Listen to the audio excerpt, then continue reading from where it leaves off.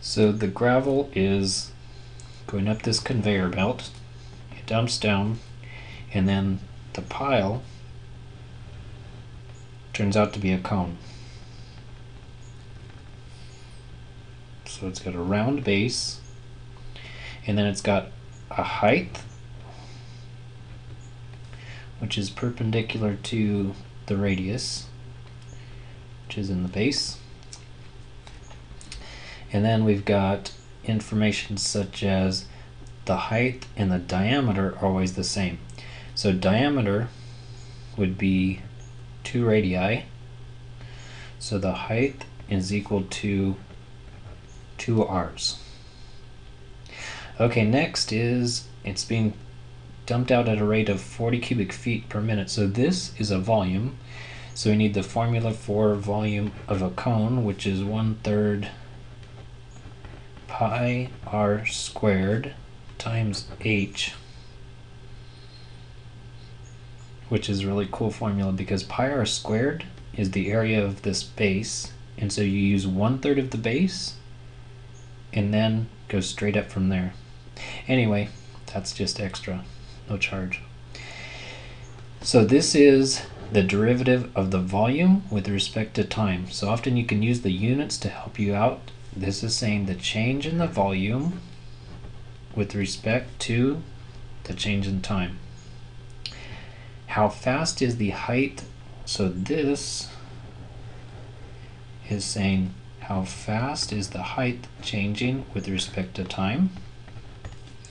So that's what's being asked for. And then this, when the h is 10 feet tall. So we need to take the derivative of this and then put in all this information. Well, since this has two variables, actually two variables on this side, I would need to use the product rule, but since this says I can replace an h with 2 r's, then I'm going to do that. Or I could replace, if I divide by 2, I could replace r with h over 2. And I'm actually going to do that because I want to have h in the function since this is about h and this is about h. I don't want to get rid of h. So instead get rid of the r, replace it with h over 2. So we've got volume equals 1/3 pi, and then it's got to be h. So let's see, this is going to be h squared, and another h makes h cubed. The denominator needs to be squared, so it's a 4. So we've really got 1/12. Now take the derivative with respect to time. It's going to be 1, actually pi 12ths. Can put the constants together. And then take the derivative of h cubed is 3h squared, and then times the derivative of h with respect to time. So implicit differentiation gives us an extra dh dt, which is a good thing because that's what we're supposed to be solving for. Now we should have numbers for everything else.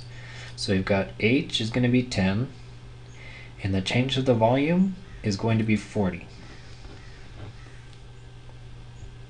Another thing you can do to make sure that you're doing things right is keep track of the units and then see if the answer is in the units that make sense.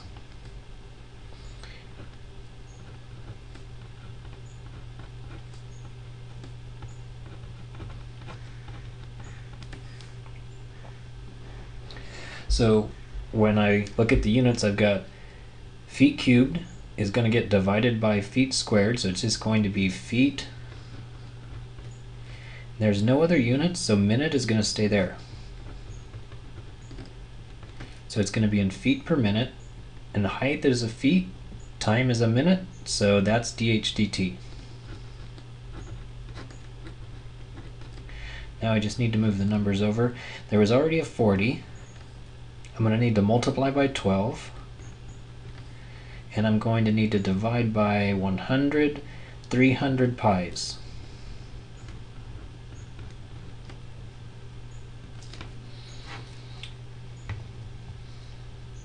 So we've got